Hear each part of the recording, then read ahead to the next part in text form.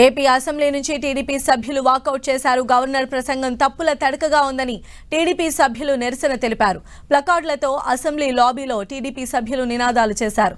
TDP సభ్యులను marshals అడ్డుకున్నారు. దీంతో అసెంబ్లీ లాబీలో కూడా లాఠీ చార్జ్ చేస్తారా అంటూ టీడీపీ సభ్యులు ఆగ్రహం వ్యక్తం చేశారు.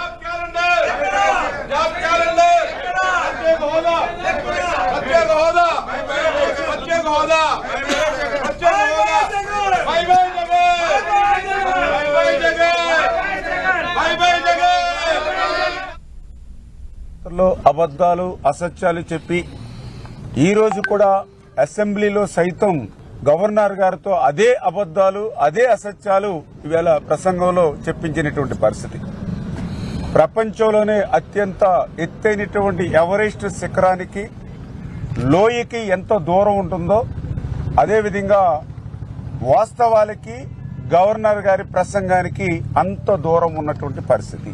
నిస్సిగ్గుగా ఇవాళ అసెంబ్లీ సాక్షిగా అసత్యాలు ఇవాళ గవర్నర్ గారితో పలికించడం, అందులో ఏదైతే విద్య నాడు నేడు గురించి చాలా గొప్పగా మరి గవర్నర్ గారితో చెప్పించారు.